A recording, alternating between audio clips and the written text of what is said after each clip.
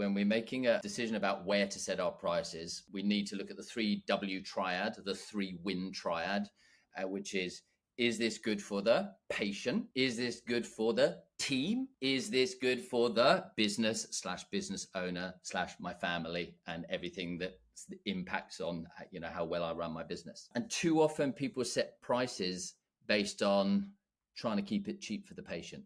They just only look through the filter. What about the patient? What about the patient? What about the patient? And, so you work really hard to keep the prices down for the patient because you want to do a public service, but then your team struggle because there's not enough money there to really pay them well. You might be able to pay them, but you can't pay them well, not really well. And then you can't pay yourself well. And when you can't pay yourself well, you can't provide a great life to your family. Hi everyone, welcome to the Optimised Practice Podcast. I'm your host, Blake Sargent, and today I'm flying solo because I want to share with you how to set your prices so that everyone wins. Pricing is a very emotional topic, and so I'm going to try and cover that a little bit, but then I'm going to bring it back to maths, because the way we set our prices, we need to know that mathematically they'll work. So for example, if I had a business where I was selling diamond encrusted Rolexes, and you asked me, how's your business going? And I say, just brilliant. I mean, I'm selling loads of these things. I'm selling loads. They're flying off the shelves like hotcakes. And you say, well, how much are you charging? I'm going £100. I charge £100 for diamond encrusted Rolexes. You would say, hang on, something's wrong here. Yes, you're very, very, very popular. I'm not surprised, but surely the maths, the margin to your business isn't going to work out, because turnover is for vanity, profit is for sanity. Just because you have lots of patients coming through the door paying you money does not mean that you have a financially viable business. So we have to set pricing at a level that actually means the maths of your practice works. And one thing I notice is, in the early days, many people start as sole practitioners, and because they don't have many other overheads, they just charge a certain amount, and normally they don't charge enough really. But because they're not having to pay team members and it's just them and they're doing all the admin themselves, and they're being their own receptionist and they've got low overheads, they can ultimately afford to charge less.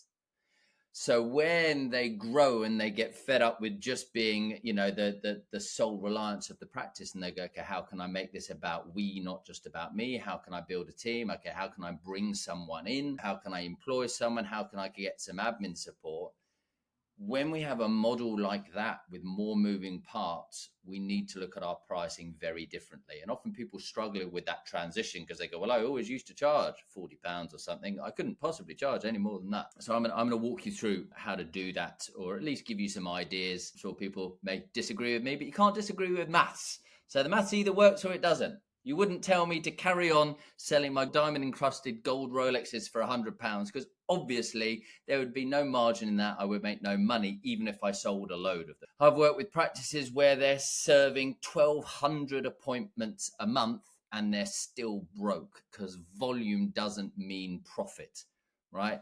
If your pricing is wrong, if you could do everything right in your practice, but if your pricing is wrong, meaning that your numbers do not add up, you can't possibly make profit, then if the pricing is wrong, you'll never, ever, ever be successful. And that is a mathematical truth, not an emotional truth. It's a mathematical truth. It's just so important. What's our goal with pricing? Here's our goal. The goal with pricing in a practice is we want to hit a 20% net profit after we've been paid, and at a 75% utilization.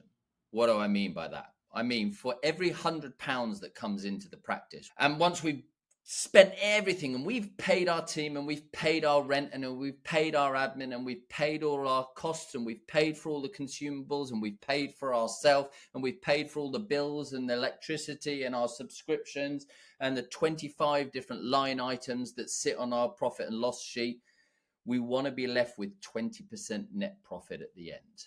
And bear in mind, we still have to pay tax from that, corporation tax, and we want to hold on to half of that as cash, right? And we want to be able to do that at a 75% utilization. Utilization basically means of the available appointments, once you've taken out team meetings or any admin breaks, like the billable appointments, what percentage of those are used? This is the metric that we use to go, how full are we? Rather than using a gut feel of how full are we go, what's the number? What's the truth? At Optimised Health, we ran at over 90% utilized, really, really full, going, surely the fuller we are, the better. Oh my God, we're crushing it. Isn't this fantastic? Two things happen. Number one, the team burns out because you can't ask a team to work pedal to the metal. They're full every day of the week. There's no longevity in that. There's no quality of life in that. So we don't want to be full to enable our numbers to work. If we have to be full all the time just for to hit a 20% net profit, we're not charging enough. And then the second thing that happens, and probably more importantly, I think, is that if we're always full, you can't see new patients. And within the nature of what we do in healthcare, if somebody's in pain and they need to get in to see you and you gleefully say, well, I'm sorry, we've got a 2-week waiting list, that's no good for anyone. It's no good for your reputation. So we want to be able to invest in enough teams so that we have space in the diary and we can work at 75% utilization. So that's the goal, 20% net profit, 75% utilization. And as an aside to that, paying your team is one thing, paying yourself is one thing, but paying them well is a whole nother level. And there's only one place that money can come from in a healthcare practice, and that is patients' pockets. If you want to pay your team well, you've got to charge. There's no other way to do it. Actually, there's one other way to do it. And that way, and I've seen it too often, is the owner treats over and over and over again and works harder than anyone else in the practice to be able to put enough money into the central pot to now be able to pay other people. So basically they're running a charity and the owner is having to work really, really, really hard to put enough money into the business through volume, be able to pay people appropriately. That's an awful model. I would not recommend that. So let's go back to how we make a decision in our practice, right? When we're making a decision about where to set our prices, we need to look at the 3W triad, the 3-win triad, which is this good for the patient? Is this good for the team? Is this good for the business/business owner / my family and everything that impacts on, how well I run my business? And too often people set prices based on trying to keep it cheap for the patient. They just only look through the filter. What about the patient? What about the patient? What about the patient? And so you work really hard to keep the prices down for the patient because you want to do a public service, but then your team struggle because there's not enough money there to really pay them well. You might be able to pay them, but you can't pay them well, not really well. And then you can't pay yourself well. And when you can't pay yourself well, you can't provide a great life to your family. So you're probably not living in the house that you want to live in, and you're probably not going on the holidays that you want to, and you're having to work longer hours to fund the business. So your family really, really struggles. And this can all be traced back to not charging enough as well. It's not the only thing, but it's a massive piece of the puzzle. We need to stop thinking about it purely through the lens of a patient, because over the years, I've heard this so many times where the patient who complains about the price then pulls £1,000 brand new iPhone out of their pocket.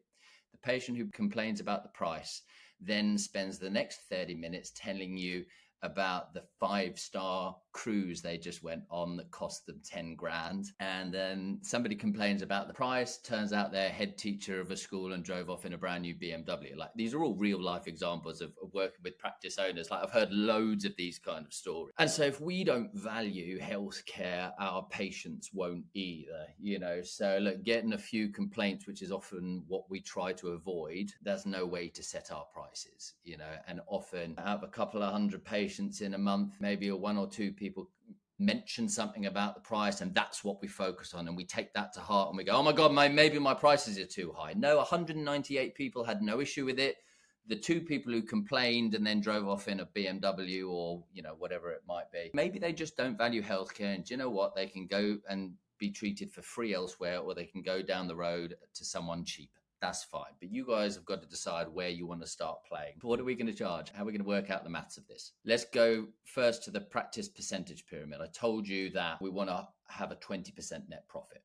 So let's look at where the money goes in a practice. Then we're going to work backwards to work out what we have to charge. So £100 comes into the practice. We don't want to spend invest more than 40% of every £100 that comes into the practice to pay practitioners, including all associated costs. What you say? Associate model for years, 50, 60%. Yeah, it's the maths doesn't work on it. You can do it if you like. That's a different model. It's not one we use. We don't want to be spending more than £40 of that £100 out to the practitioners, the revenue generating practitioners. And remember, within that, that includes 16.8% pension and national insurance on top of whatever we pay them. For example, if you want to pay somebody £40,000, right?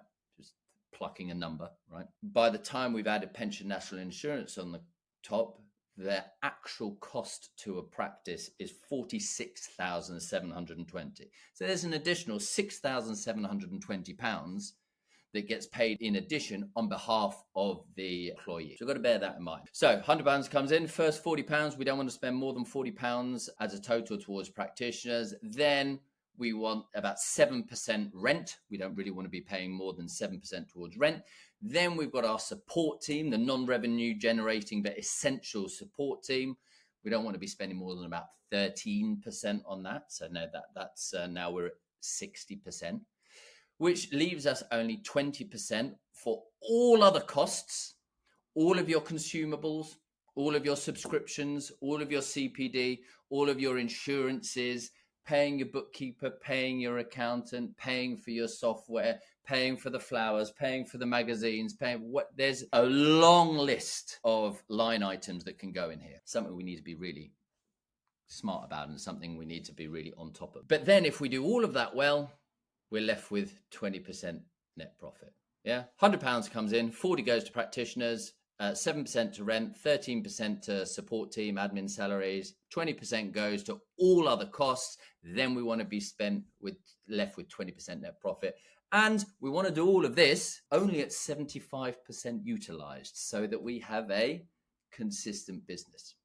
So what do we need to charge to be able to do all that? Bearing in mind, you've got to be paid before that net profit as well. Tiny quick little aside here, two ways of looking at the accounts.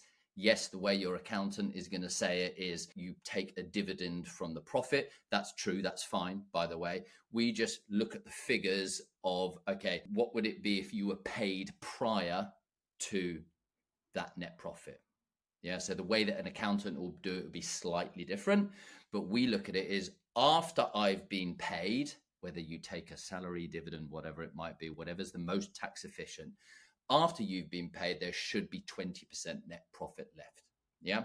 Don't look at this pyramid and go, yeah, I pay myself a dividend out of the profit, even if that is technically what you do because it's the smartest tax efficient way. For the purposes of this, there needs to be 20% left after you've been paid. So now let's work back and go, what do we need to charge? Well, we can't pay people more than 40% of what they bill. And again, when we set prices, let's spare a thought for the team and go, actually, we want to pay these guys well. And actually, I'd like to pay these guys really well. That's what I'd really like. That's actually the goal. Not saving each patient an extra £5 or £10 that makes no real difference to their life, but that extra £10 per patient compounded over all the patients in a month means I can really, really pay a team member really well. Work it through this way. I want you to think of one room in a practice. And I'm going to ask myself, well, what do I want to pay a practitioner these days, minimum? And I'm just going to pick the number £40,000. I'm not saying it's right. I'm not saying it's wrong. It's just a benchmark. And it seems to be these days, at least where people are expecting that. And I want to also find a way to pay people 50 or 60K. But I need to find a way to pay people 50 or 60K and still make a 20% net profit. Right? So I've got to charge appropriately. And look, one of the ways we do that is not just about setting prices. Yes, we look at doing higher end treatments, and over time we move into more high end treatments. We've invested in kit, which enables us to bill higher. So I'm not talking about just charging loads of money for a normal general care appointment. So let's do some maths. One full timer in one room. Now, we say that on average, a full-timer can see 10 appointments in a day without being run off their feet. 10 a day is 50 a week, is 200 a month. That's just the benchmark of what we use for one full-timer in one room. What do they have to bill? And then what do we have to charge to be able to pay them this 40K? But it's not 40K I'm paying them. They have to pay 46,720. That's the cost to the business. I'm going to take this 46,720. I'm going to divide it by 35%, right? Because yes, I know I said we don't want to pay more than 40%, but that's as a whole for the entire team. What if I've got a new grad who isn't really billing yet? And is just covering their costs for the time being? I need a little bit of play in that margin. So if I wanted to pay them 46,720, 40K to them, but the cost of the business, 46,720, I would then divide that by, I need them to bill 133,485. That's what I need them to bill to be able to pay them 46,720. So divide that by 12. That's 11,123 pounds a month they need to bill, right? And I always think that one full-timer in one room should always bill at least 10K in a month, right? For the numbers to even start working out. They need to bill 11,123. I said that a comfortably busy practitioner should see 200 appointments in a month. So let me take the 11,123, divide it by 200, and that gives me an average spend of £55, £55.61. So that gives me my benchmark.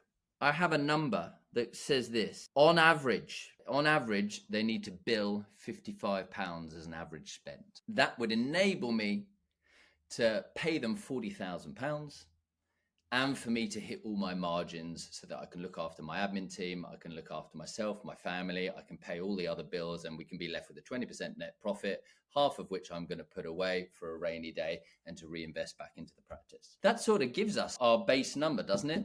£55. I work with practices that do £87, £100, way more, Let's just work some stuff out though. If I wanted to charge, let's just say I charge an average spend of £65.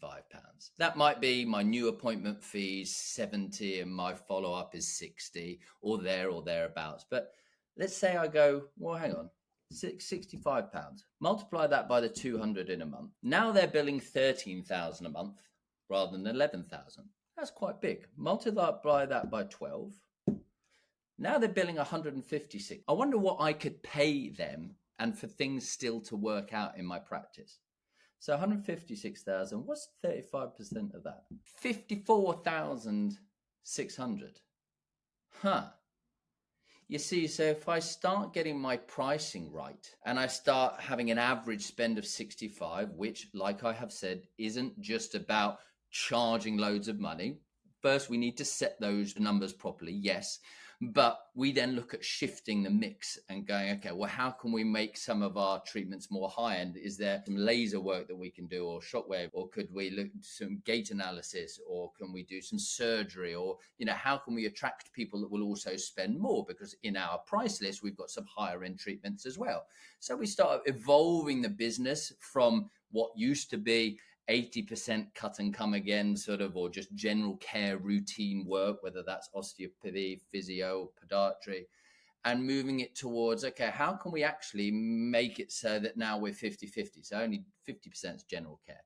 And that then pushes the average spend up over time. I've worked out that I can now afford, if I had my average spend at like 65 and I had a full-timer working for me, I could afford to actually pay them 54,600. That's pretty good. In one of the practices we work with, their average spend's 87. Practice has done an amazing job over time, really mentored the team, really worked with them hard, has a good list of appointments. They've invested in kit over time, which means they do have appointments that can easily bill 150, 200 pounds per an appointment, and their general care stuff is in the 80s as it is anyway. And there's a 26-year-old working in this practice who's being paid 60K.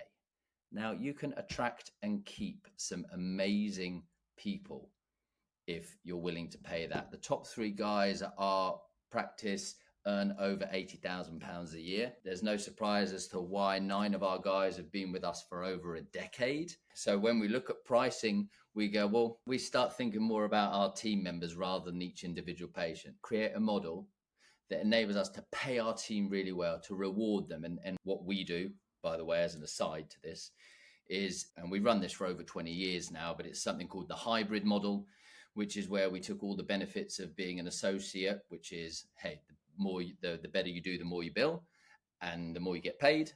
And the benefits of being an employee, security, you only have to work in one place, you get paid holidays, you get paid to sit in team meetings and so on and so forth. And we put them together. So what that means is we pay everybody a base amount, but then we share in the upsides. They have the base salary, which is good and it's competitive, but we say, hey, and the more you bill, the more you earn. And then we just give them that percentage split. So a lot of these guys, as we mentor them and as we teach them on different bits of kit, and it really teaches them to take ownership of their own career and their own billing. And they, over time, they bill more and more and more and more and more. Some of these guys start earning huge amounts of money, and it really has very little to do on their age. You know, if they're willing to put in the work, they're willing to work hard, they're willing to learn, they're willing to improve and increase the types of appointments they're able to do as well, then we can afford to pay them really, really well. So there we go, guys. Hopefully that has gained some thinking.